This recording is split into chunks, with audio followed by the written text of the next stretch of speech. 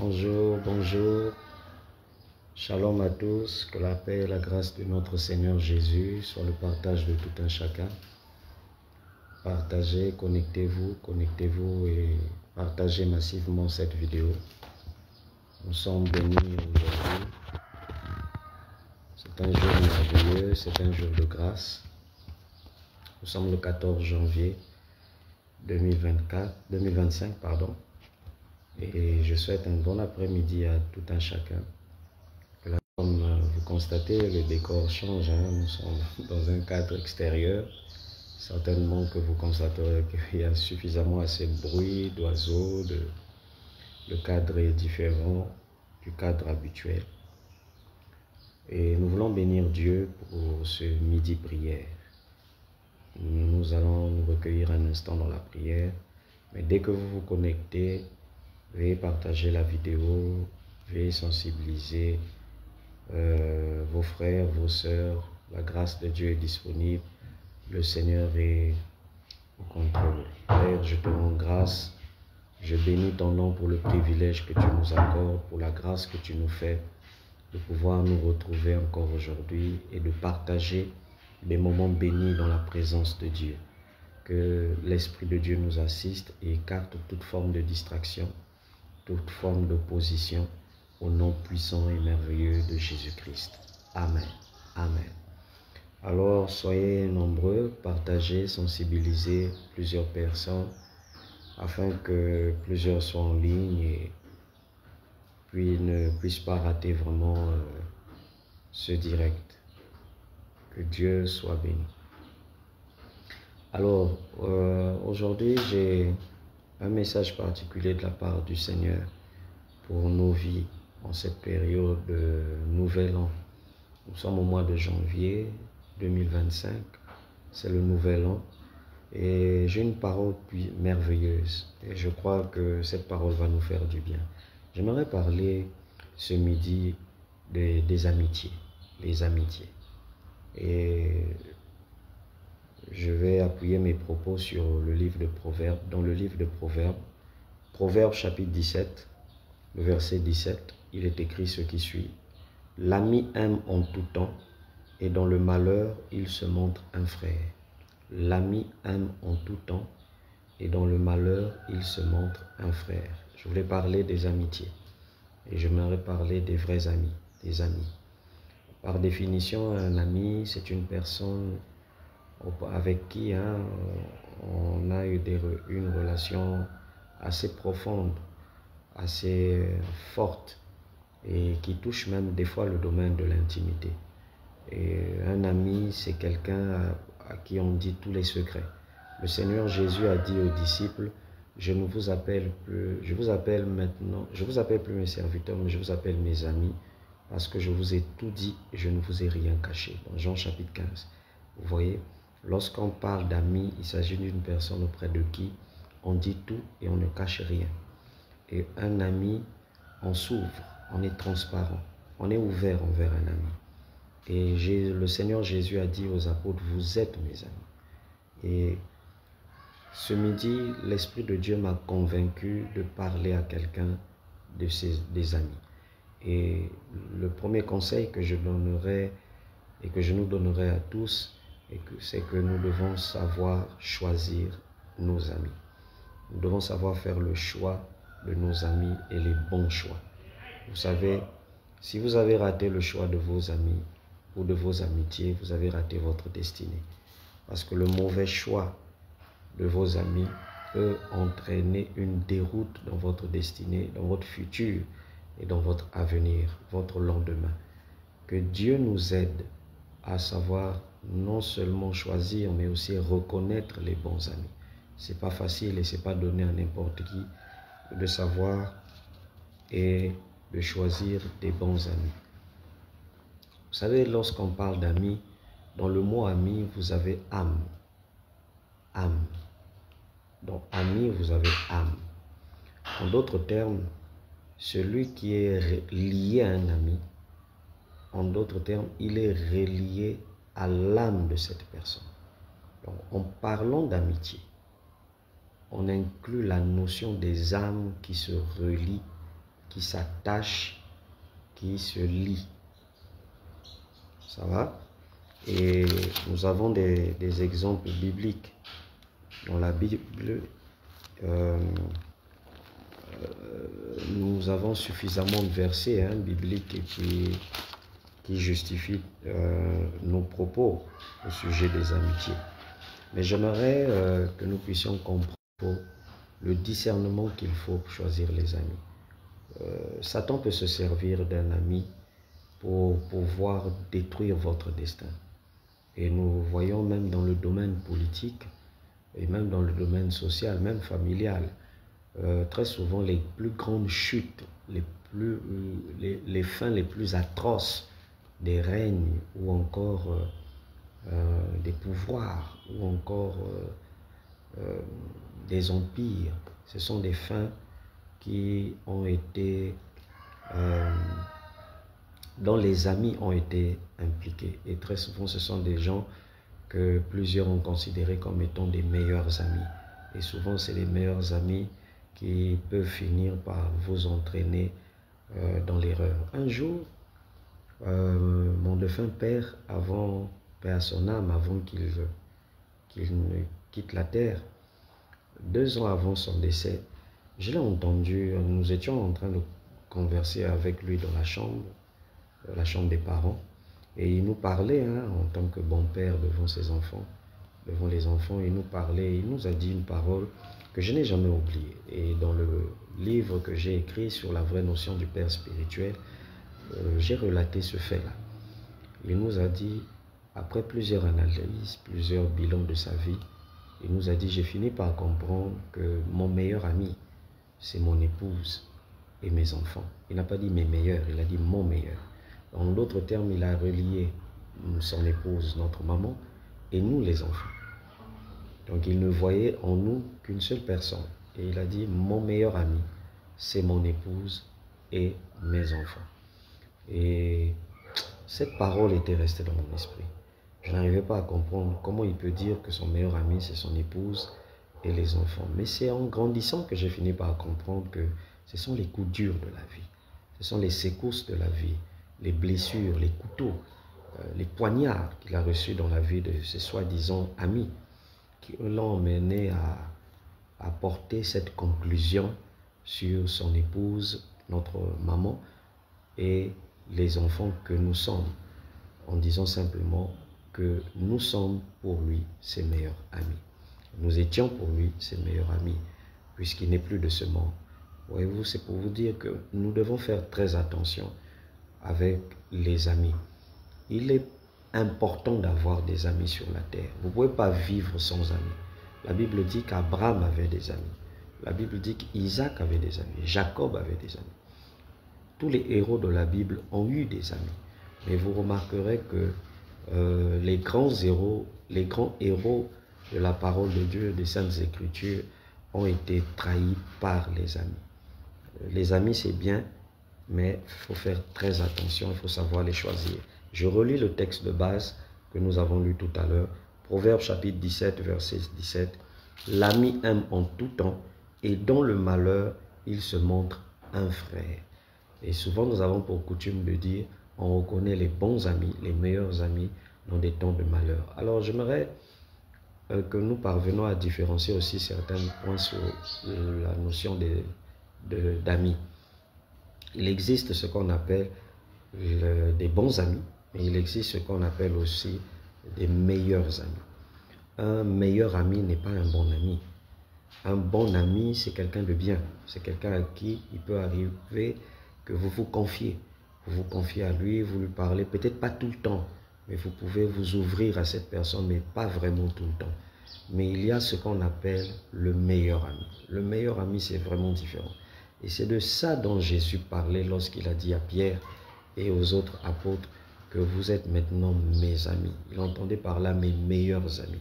Il dit parce que je vous ai tout dit et je ne vous ai rien caché. Un bon ami, on peut lui dire 90% de sa vie privée ou de ses grands secrets.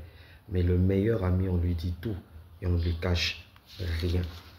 Et j'espère que quelqu'un comprend ces choses, ces paroles. Le Saint-Esprit m'a mis à cœur de partager cette petite exhortation avec le peuple de Dieu. Premièrement, ce que c'est qu'un ami. Deuxièmement, savoir choisir ses amis.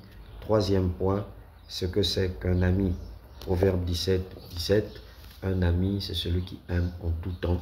C'est celui auprès de qui vous pouvez vraiment faire confiance. Et c'est important d'avoir un bon ami. Proverbe chapitre 27. Proverbe chapitre 27, pour appuyer nos propos. On va lire Proverbe chapitre... Si vous avez la Bible dans votre portable, vous pouvez vérifier. Proverbe chapitre 27, le verset 6. Le verset 6, Proverbe 27, verset 6. Je lis ce qui suit dans la parole de Dieu. Il est écrit: les blessures d'un ami prouvent sa fidélité. Waouh! Les blessures d'un ami prouvent sa fidélité, mais les baisers d'un ennemi sont trompeurs. Les blessures d'un ami prouvent sa fidélité. Qu'est-ce qu'un ami? Un ami, c'est celui qui est prêt à recevoir des blessures pour vous. Pas pour lui, hein, mais pour vous. Et la Bible dit: les blessures d'un ami prouvent sa fidélité. Faut faire attention, nous devons faire attention. Il y a des gens qui sont prêts à donner leur vie pour nous, pour vous. Il y a des gens qui sont prêts à mourir même pour vous. Il y a des gens qui sont prêts à se sacrifier pour vous. Il y a des gens qui sont prêts à recevoir des blessures, des plaies, pour la simple et unique raison qu'ils veulent vous prouver, ils sont prêts à vous prouver leur fidélité, leur loyauté. Il faut savoir les reconnaître. De telles personnes sont rares. Vous n'avez pas idée, tu n'as pas idée de la personne qui reçoit des blessures pour toi, qui entend des choses graves pour toi et qui est prêt à lutter, à prendre ta défense, à se chamailler avec quelqu'un juste parce qu'il ne supporte pas que ton nom soit calomnié, accusé à tort. Et il y a des personnes comme ça qui existent. Même si ces personnes sont rares, j'annonce à quelqu'un ce midi que de telles personnes existent encore sur la terre. Au nom de Jésus, je prie que Dieu mette sur ton chemin pareilles personnes. Même si ces personnes ne sont pas au nombre de 1000, s'il peut y en avoir même une seule ou 2, 3 personnes, que Dieu te donne de te connecter à ce type d'amis. Des amis, des personnes qui t'aimeront en tout temps, des personnes qui seront prêtes à recevoir des blessures pour toi, pour toi. Tout le monde n'est pas prêt à recevoir des blessures pour toi. Tout le monde n'est pas prêt à être accusé pour toi. Il y a des gens qui sont prêts. Ils sont prêts. Et je crois que le Seigneur, et je prie que le Seigneur t'ouvre les yeux pour que ce soit dans ton milieu professionnel, dans ton milieu ecclésiastique, que ce soit à l'école, que ce soit dans le quartier, que Dieu t'ouvre les yeux pour reconnaître et lire à travers les yeux, les actions de ces personnes, leur véritable amitié vis-à-vis de toi. Est-ce que quelqu'un peut dire Amen à ces paroles? Si vous êtes connecté, dites simplement Amen à ces paroles. Pour ceux qui nous prennent en ligne, nous sommes en train de partager une exhortation sur savoir choisir ses amis, l'amitié, l'ami véritable. Et l'Esprit de Dieu m'a mis à cœur de partager cette exhortation avec le peuple de Dieu. J'aimerais aborder un sujet important sur les amitiés, c'est y a-t-il des dangers au sujet des amitiés? Oui, nous pouvons noter dans le livre de Proverbe 28, Proverbe 18, le verset 24, Proverbe 18, verset 24, nous pouvons noter qu'il existe certains dangers dans la notion d'ami. Proverbe 18, verset 24, nous pouvons vérifier ensemble. Proverbe, waouh, j'ai ma Bible avec moi, hein? Proverbe 18, verset 24. Je lis ce qui suit dans la parole de Dieu. Ah, le décor, il est différent, hein?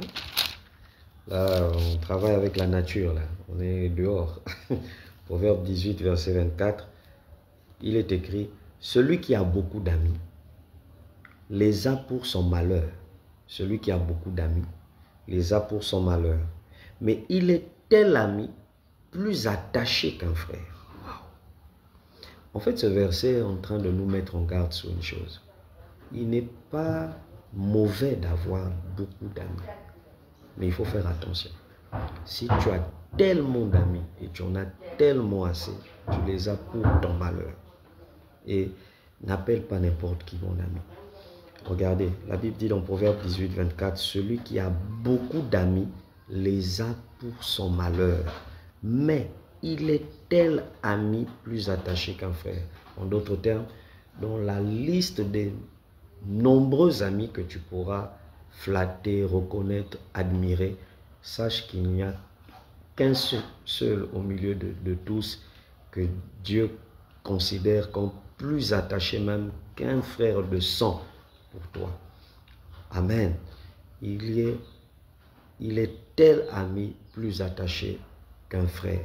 Vous voyez, le danger dans la notion d'amitié, c'est d'en avoir assez, d'en avoir trop. Quand vous avez trop d'amis, c'est dangereux.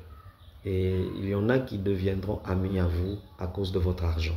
Il y en a qui deviendront amis à vous à cause de votre gloire. Il y en a qui deviendront amis à vous à cause de votre étoile. Il y en a qui deviendront amis à vous à cause de vos relations, parce qu'ils veulent profiter juste de vos relations.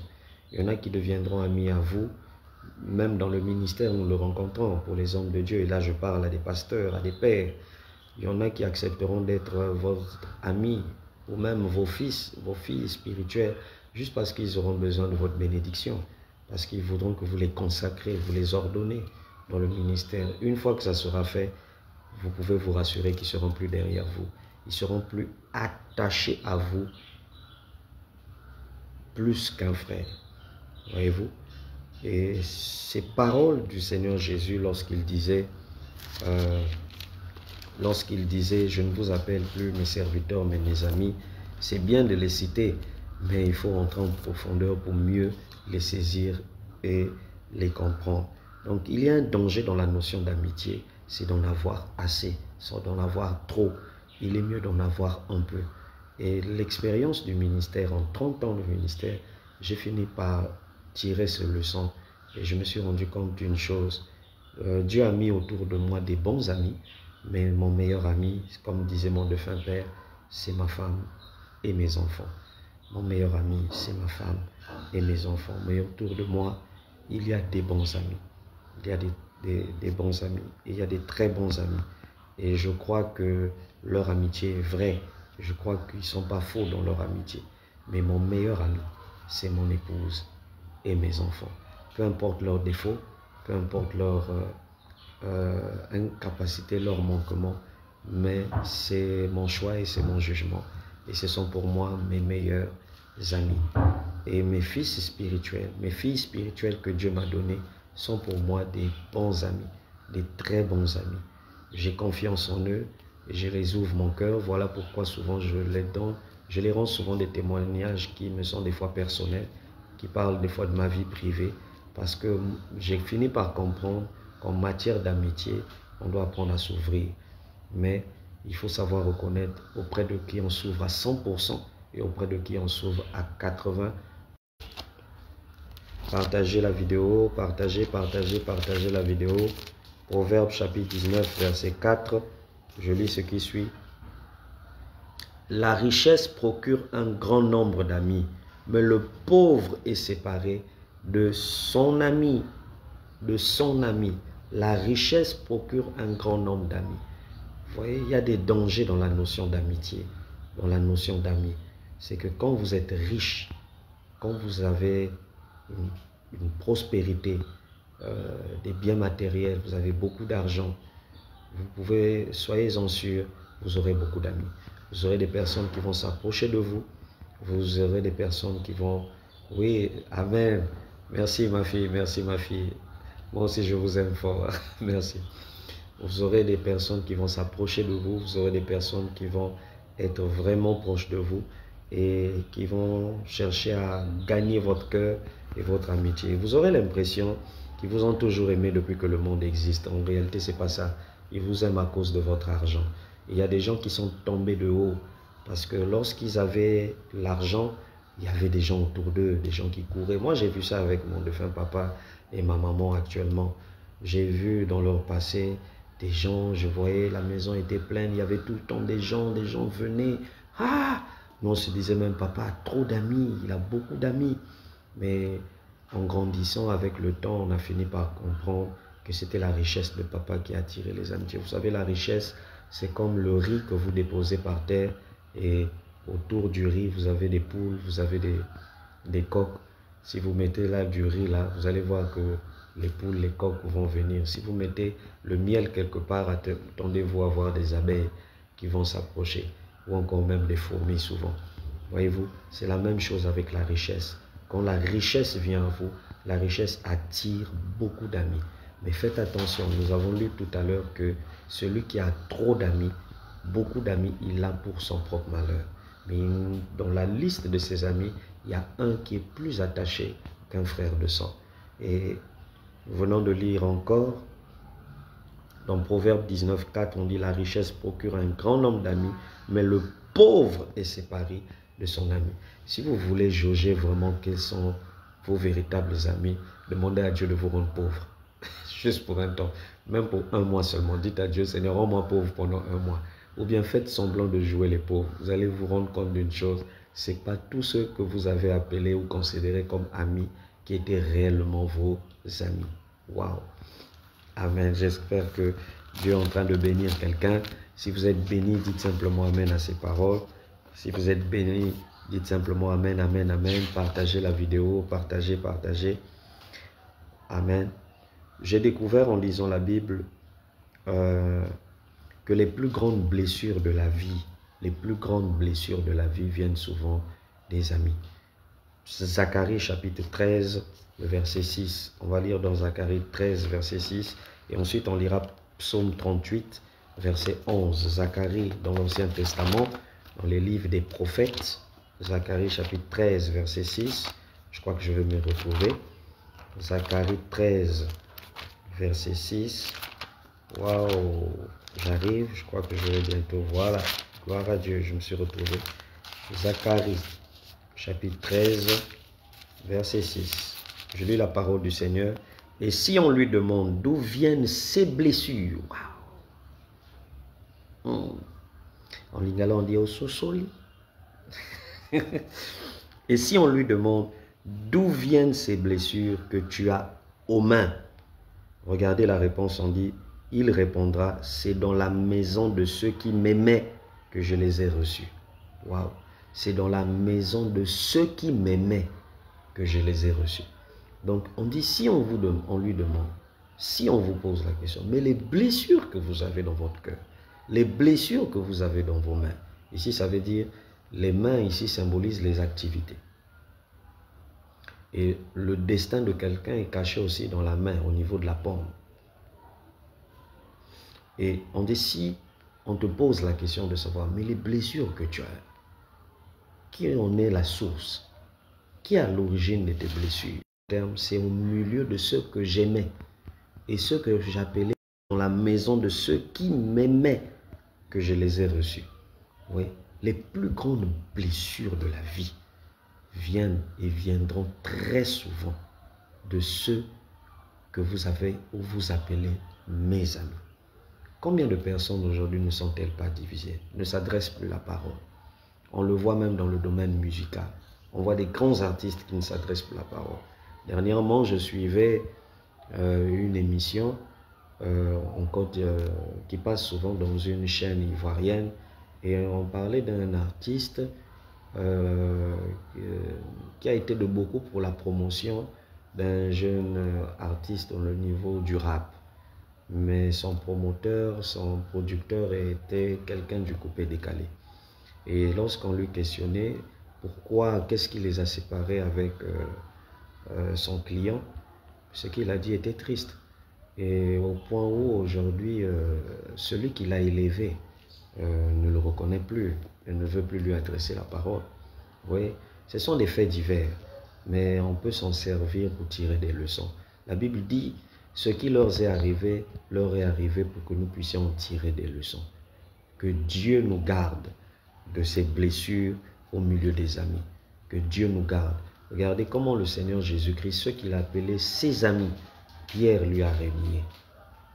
Ceux qu'il a appelés ses amis, Judas lui a trahi. Voyez-vous, ceux qu'il a appelés ses amis, ils ont tous fui. Quand on l'a arrêté, ils ont tous fui, ils sont tous partis. Regardez les ministères aujourd'hui. J'ai suivi dernièrement à la télévision un homme de Dieu au niveau du Cameroun qui a subi une question de divorce avec son épouse juste après 3 mois de mariage. Et l'église est en train de se vider. Les pasteurs sont en train de partir. Ceux qu'il appelait autrefois ses amis, au milieu de ses fils, ils sont en train de partir. Voyez-vous? Et Zacharie 13, le verset 6 dit, « C'est dans la maison de ceux qui m'aimaient que je les ai reçus. J'ai reçu des blessures dans la maison de ceux qui m'aimaient. » Voyez-vous? Certaines personnes ont considéré leur père biologique comme leur ami, mais ils ont reçu des blessures dans la maison de papa. Certaines personnes ont considéré leur grand-mère comme leur ami. Ils ont reçu des blessures graves, des poignards graves dans la maison même de la grand-mère ou du grand-père. Certaines personnes ont considéré l'oncle comme son meilleur ami, mais les plus grandes blessures sont venues des oncles. D'autres ont considéré leurs frères du côté paternel, côté maternel, comme leurs meilleurs amis, les meilleurs amis de la vie.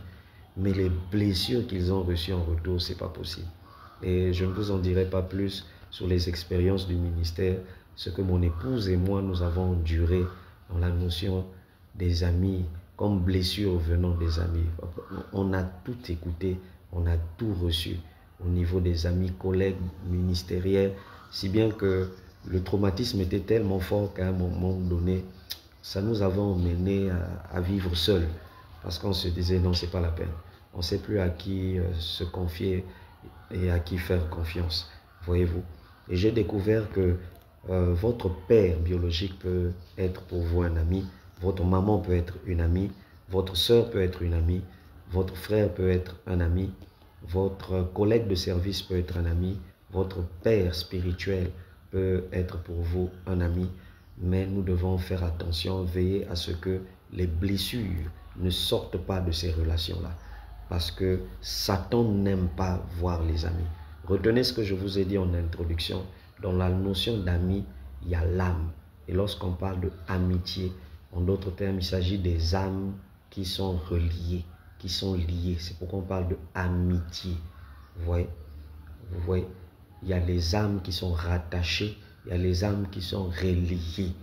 Donc, qui parle d'amis implique ou inclut la notion d'une âme liée, attachée à cette personne. C'est pour cela que lorsque vous êtes choqué par un ami, vous voyez, il y a des gens qui font des dépressions terribles, d'autres qui meurent même. Ils font même des AVC. Pourquoi? Parce que mieux vaut être blessé par quelqu'un de la rue que vous n'estimez pas, quelqu'un comme ça qui vous insulte, que d'être blessé par un ami. Quand vous êtes blessé par un ami, les coups les plus durs sont les coups, les douleurs les plus fortes, les larmes les plus fortes. Un fils spirituel, mais vous êtes pour le père spirituel, il vous regarde comme un ami pour lui. Pour lui, à ses yeux, vous êtes un ami. Et quand vous lui faites mal, la douleur qu'il ressent est plus forte que si une simple âme lui fait du mal. Oui, vous faites attention avec ces... C'est pourquoi il faut être très prudent dans la notion d'amitié. Et ta femme peut être ton ami, ton mari peut être ton ami. Mais si ton mari te trompe, si ton mari commence à prendre tes secrets et emmener ça dehors dans sa famille, le choc va être plus grand que si ta femme entendait dire que c'est juste une copine comme ça qui a parlé. Si ton mari apprend que toi, femme, tu l'exposes dehors, le choc sera plus grand. Pourquoi? Parce que son âme est reliée à ton âme. Et le fait que son âme est rattachée à ton âme, il y a une connexion de transparence, une connexion de confiance, une connexion d'ouverture. Et l'âme de l'autre n'a plus rien à te cacher. Faites attention avec la notion d'amitié. Si quelqu'un est béni, qu'il écrive simplement Amen, Amen, Amen, Amen, Amen. Psaume, on va terminer. Psaume 38, verset 11. Psaume 38, verset 11, on va terminer. Le décor est différent, hein. Lélo et ça, lélo. Aujourd'hui, on est dehors. On est au balcon aujourd'hui. Psaume 38, verset 11. Bisous à Maman du Tricia. Bisous, bisous. La plus belle des belles. Maman du Tricia à mon épouse. Bisous, bisous, bisous. Psaume 38, verset 11. Bisous à tous les enfants du CRC. Vous êtes les meilleurs, hein? Vous êtes les meilleurs. Psaume 38, verset 11. On vous aime trop, on vous aime trop. On est trop amoureux de vous. Comme on dit dans un langage courant, on est fondof de vous. Psaume 38, verset 11. Psaume 38, verset 11. Je lis ce qui suit. Il est écrit, mon cœur.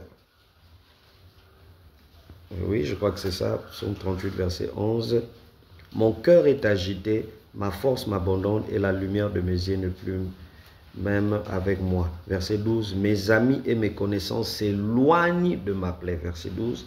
Mes amis et mes connaissances s'éloignent de ma plaie et mes proches se tiennent à l'écart. Ah, voyez-vous, lesquels s'éloignent de ma plaie, de mes blessures, de mes douleurs.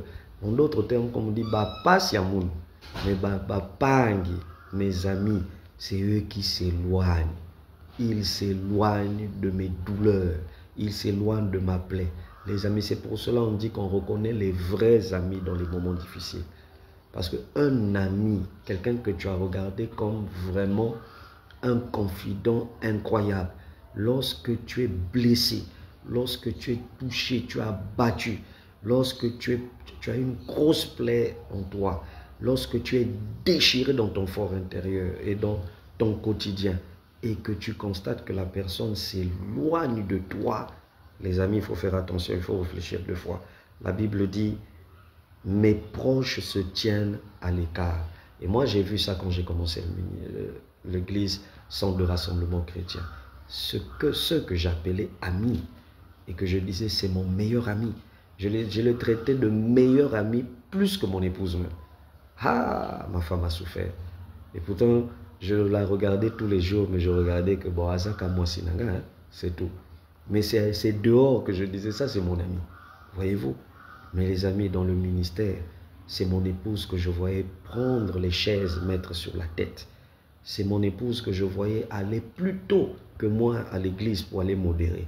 C'est mon épouse que je voyais prendre les rideaux, réfléchir comment changer les rideaux, balayer le temple, les amis.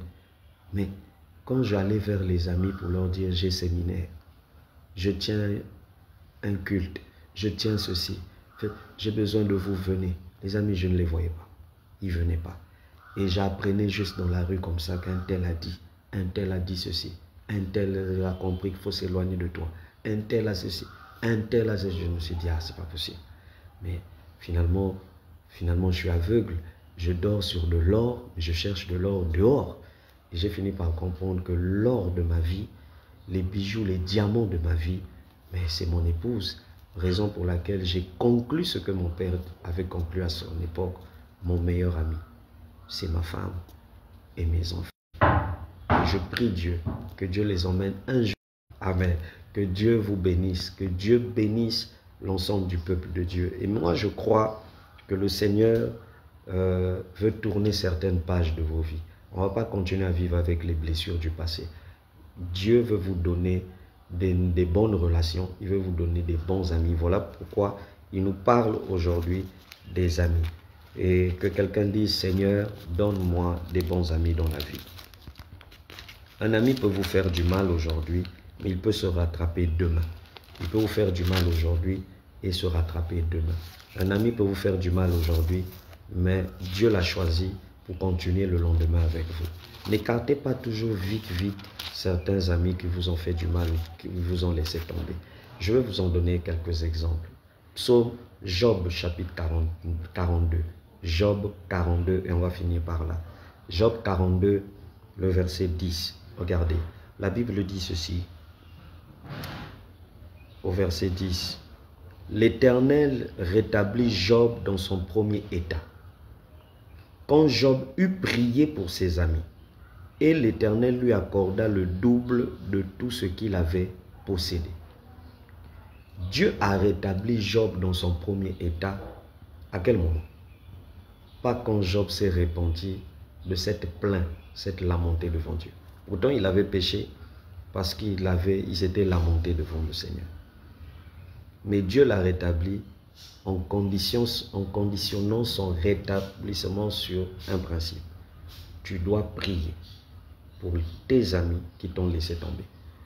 Job avait 3 amis, Eliphaz et bien d'autres.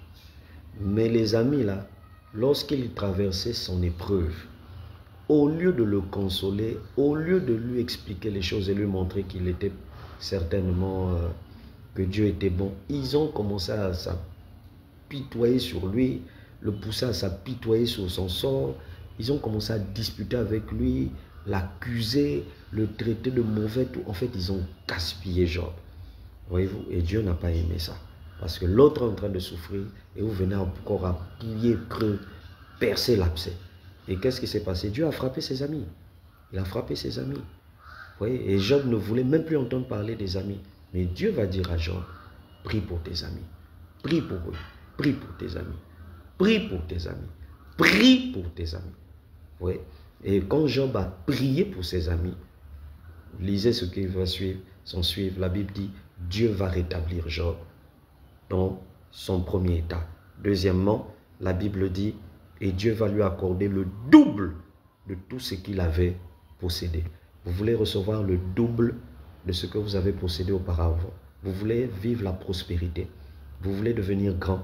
Apprenez à prier pour les amis qui vous ont fait du mal. Apprenez à prier pour la famille que vous avez considérée comme amie qui vous a fait du mal. Apprenez à prier pour l'homme de Dieu que vous avez considéré comme ami auparavant, mais qui vous a fait du mal. Priez pour ces personnes. Priez pour ces personnes. Quand Dieu va voir que tu es capable de prier pour cet ami qui t'a fait du mal, Dieu va te rétablir dans ton premier état. Il va t'accorder le double de ce que tu as perdu.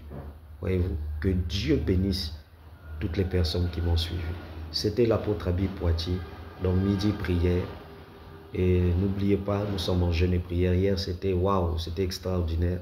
Pour ceux qui étaient absents au culte, vous avez raté la gloire de Dieu. Nous avons fait exprès de ne pas filmer le direct. Nous avons été témoins de la puissance de Dieu. Le Saint-Esprit s'est manifesté. Il y a eu la manifestation de sa présence. Et il s'en est suivi une délivrance et des paroles de connaissance extraordinaires. Dieu a dévoilé des personnes qui étaient cachées dans la foule. Et le Saint-Esprit est en action. Et comme on s'est dit hier, c'est toujours quand les gens sont absents et c'est quand les choses ne sont pas filmées que Dieu fait des choses encore plus qu'auparavant. Soyez bénis, soyez bénis, soyez bénis. L'unique prière que j'ai pour ce midi prière, c'est que l'Éternel vous conduise et conduise vers vous les bons amis de votre destinée. Ces amis qui seront pour vous des portes, ces amis qui seront pour vous des clés, ces amis qui seront pour vous des soutiens, ces amis qui seront pour vous des échelles, ces amis qui seront pour vous des niveaux et qui vont être sujet de prière que j'avais pour vous. Que Dieu vous accorde cette grâce et qu'il bénisse le mois de janvier pour chacune de vos vies. À Dieu soit toute la gloire, l'honneur et la louange. Partagez massivement cette vidéo. Je crois que le Seigneur veut bénir une vie et une personne. Si vous êtes vraiment blessé dans votre fort intérieur sur certains amis, je crois que le temps est arrivé de passer à autre chose. Vous n'allez pas vous apitoyer toute une vie sur vos blessures. Il y a des gens qui vous ont fait du mal aujourd'hui, mais ce sont des bonnes personnes. C'est des gens qui sont destinés à poursuivre votre parcours, votre histoire avec vous. Ils doivent écrire encore des nouvelles pages avec vous. Acceptez leur pardon et leur repentance. Pierre avait abandonné Jésus. Il avait régné, mais Pierre est revenu. Judas est parti, il s'est suicidé. Les apôtres avaient régné, leur maître, leur ami, mais ils sont revenus vers lui. Il y a des gens à qui il faut donner une seconde chance dans la vie. Et soyons prêts à donner à ces personnes une seconde chance. Il ne faut pas toujours se méfier de tout ami qui vous a fait du mal ou vous a blessé. Il y en a, c'était votre parcours à vous. C'était votre histoire et c'était un passage obligatoire. Quand ces personnes reviennent et surtout s'humilient, se rabaissent, ne les fermez pas la porte. Demandez à Dieu le discernement pour comprendre s'il faut continuer avec la personne ou s'il faut recevoir son pardon mais ne pas continuer avec la personne. Il n'y a que Dieu seul qui vous dira ce qu'il faudra faire de cette amitié qui revient à vous. Dans le cas de Job, il était question qu'il prie pour eux et peut-être qu'il reprenne les amitiés avec eux. Et quand il l'a fait, Dieu l'a rétabli. Dieu veut rétablir une vie, il veut rétablir les finances de quelqu'un, il veut rétablir la destinée de quelqu'un, mais la balle est dans votre camp. C'est à vous de décider de ce que vous voulez faire de vos amitiés. Voulez-vous laisser tomber ou voulez-vous les donner une seconde chance, une seconde opportunité de pouvoir continuer à écrire les pages de votre vie ensemble. Que Dieu vous bénisse richement. À nous revoir demain à la même heure de ce pas. Soyez bénis à ce soir. À ce soir, pour toutes les familles CRC, on se retrouve dans la prière au nom de Jésus-Christ. Amen. Bisous à tout le monde et n'oubliez pas de partager massivement la vidéo. Amen.